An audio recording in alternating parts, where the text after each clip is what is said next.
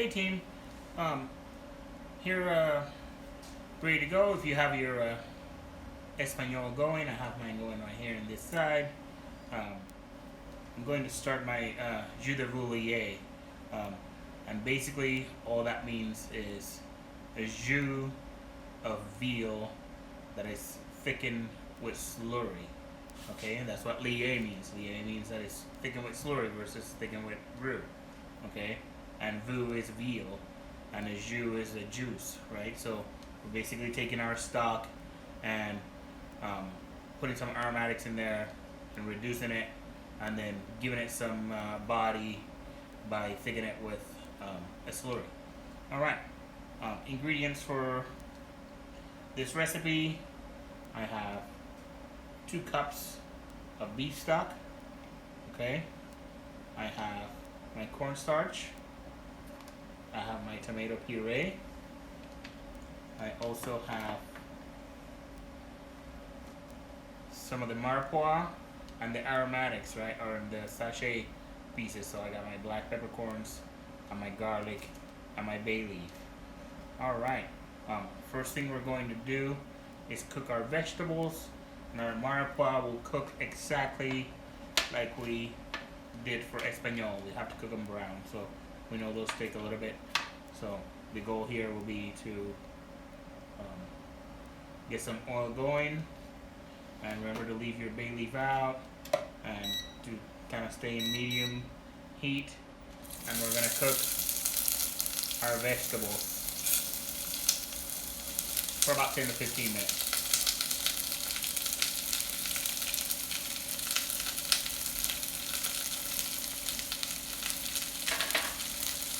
Okay, this is the very same process.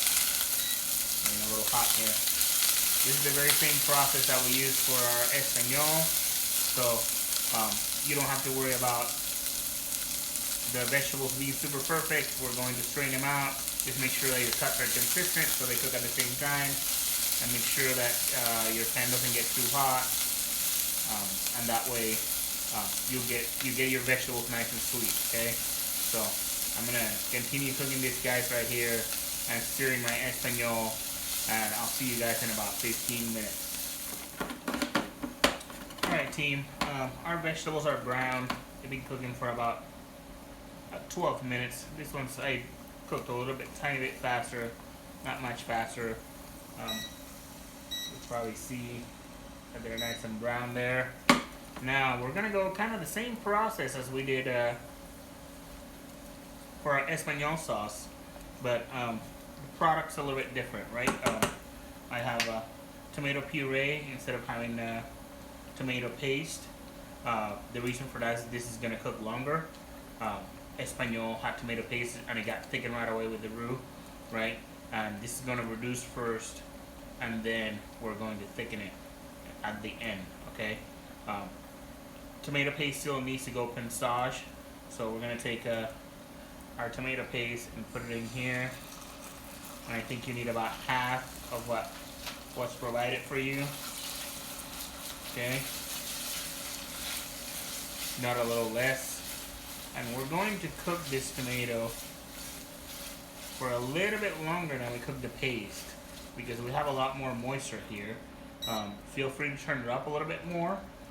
That'll help speed up the process, at least at the beginning, and then we'll turn it down when we see the tomato puree starts drying out a little bit, okay? So I'm gonna go. And the things that we're looking for is that the tomato has changed in colors, a couple of shades. It's dry. We don't see a lot of water at the bottom of our pan, and when you push the tomato paste, the tomato puree to the side, it kind of stays in place. It's basically going to reduce and become kind of the same texture as tomato paste, right? I don't know if you remember when you put your tomato paste in your Espanol, it was kind of a tough paste, and we had to smash it down. That's kind of what we're looking for here, but more on the color. It's never going to get as concentrated as paste, but we'll get it close enough, okay? So that's what I'm doing here. Now, I notice that most of the liquid in my tomato puree have gone away, so I'm turning it down to low, and I'm going to continue mixing this. And one of the main goals here is that you don't want this to stick to the bottom of your pan. You want it to cook, but you don't want it to stick to the bottom of your pan. I actually think I have a little too much tomato puree here, but it's not going to hurt anything, so it's just going to stay there.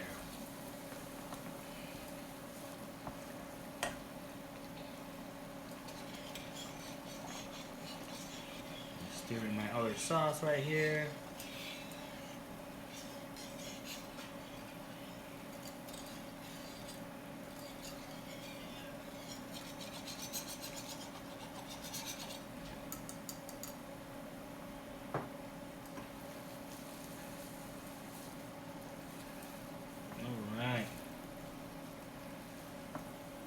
Alright, I think this is looking great. Okay, so see my tomato paste or my tomato puree. Keep telling you the wrong thing. Here, I'm gonna come with this spatula so you can see that it's about the same color as what we started with for tomato paste, but it's drier. It's way drier. It's not running on the pan. It's kind of, you guys see that? All right. So at this time, all we really need to do is turn it up. Okay. If you have any goodies in the bottom of the pan, we're gonna deglaze it right now. Okay. So put a little bit in there and scrape. My pan is pretty clean, so that's why I'm not switching to a whisk. If you have any goodies in the bottom of your pan, it's a good idea to switch to a whisk. Okay, and then I'm going to add the rest of my liquid here. Notice that beef stock, some of the residue, because we have tomato in there, kind of separates a little bit. Make sure you get all the goodies from the bottom. Just the solids are going down. There's nothing wrong with your stock. Okay, now, since the idea here, or the goal here, is to reduce and then thicken, we're all going to need a little bit different amount of roux or slurry. Okay, so what we're going to do is I'm going to add my bay leaf.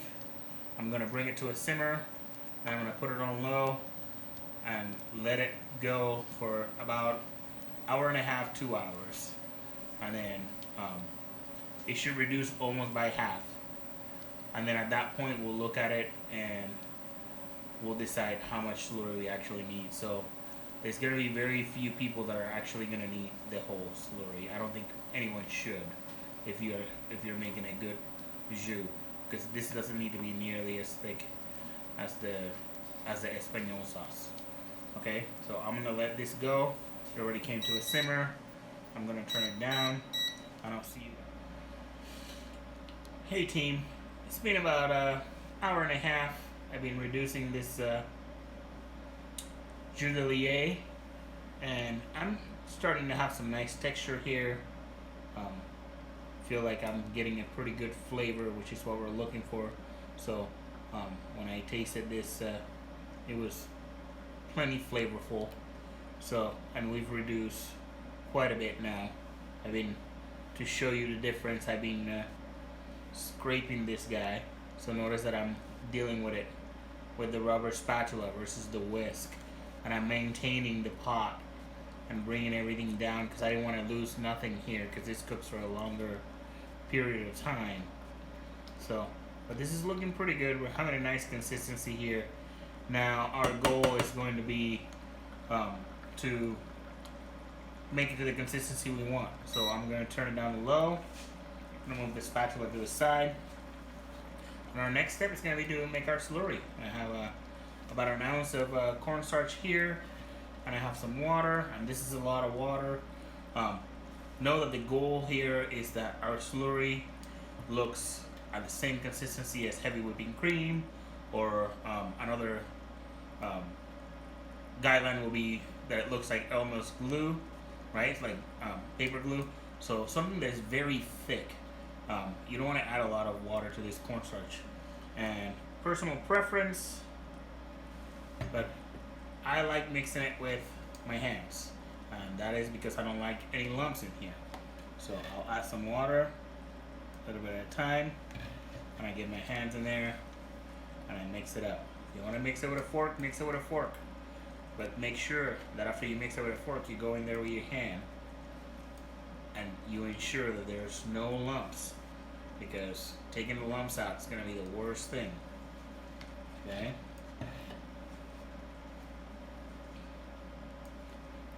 There we go. Alright, so if you guys remember from when you were in your bakery labs, anytime that we work with cornstarch, we have to have hot liquid, and we have to bring it to a boil for a full minute in order for it to develop its full strength. Okay, so there we go. Super thick slurry. Alright, I'm going to turn up the sauce. I have my whisk, and I'm going to work with my whisk now. And we want this sauce to be a little bit thicker than what we actually want it, because when we strain it, it'll thin out a little bit. Okay? So we'll take our slurry, and I'll go in here a little bit at a time.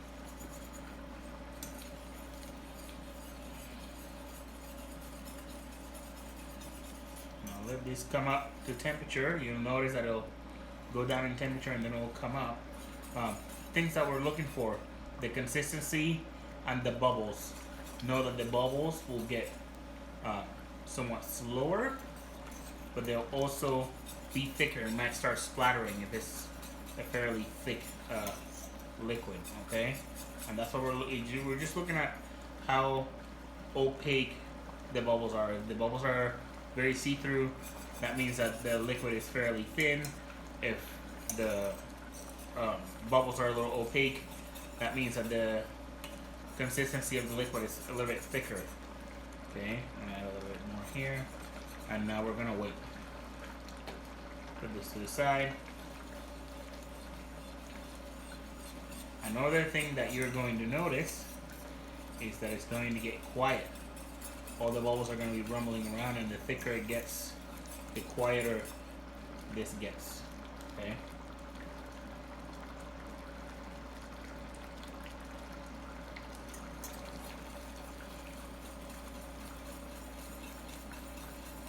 Now we're actually getting pretty thick here.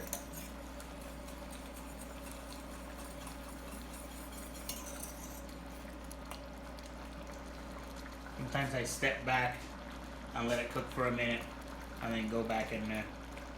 But it's starting to splatter, which is telling me that it's plenty thick.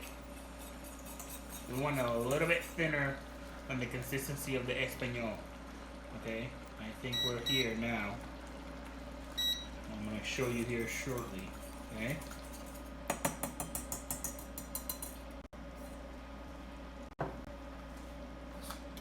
Whisk there. Alright.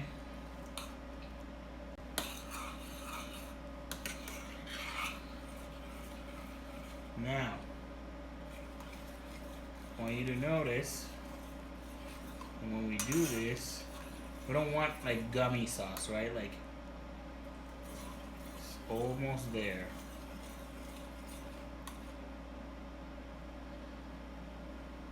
Coats the back of the spoon, but you can see the spoon a lot more. And still, you can still find the trail there, but this is a bit thinner. You can see the spoon much better. Okay, and that's the consistency we're looking for. And now, just like we did with our Español, our next step is to strain it. So we'll strain it through a sieve. Make sure that you take all the goodies out of your pan, because we are going to go back in the pan. Okay. Whisk away here, or use your spatula, whichever you find best. But the important part is that you see that the sauce is a little bit thinner. Okay, I like pushing on the carrots and getting as much as I can out of there. These sauces take a long time to make, so you don't want to leave any behind. Okay, and then I'm going to place this over here. I'm going back into the pot.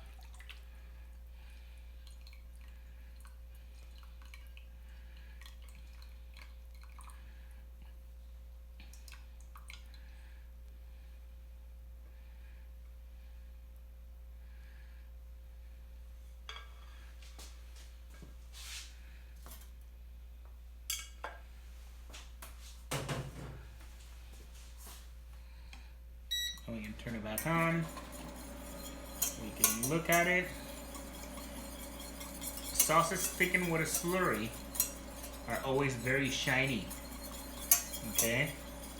You'll notice that they're always very shiny. I only had to skim this once through the whole process. And then now, most important part, we gotta taste it. Now, notice that unlike the other sauce, the Espanol, I'm tasting this first before I add anything in there, because this reduced for a couple of hours, well, an hour and a half. So it's concentrating a lot of flavor in there. It still needs seasoning, but it's gonna need less, and we don't know exactly how much it needs. So we're going to always taste it first. With some salt, some pepper. Make sure we mix that in really well.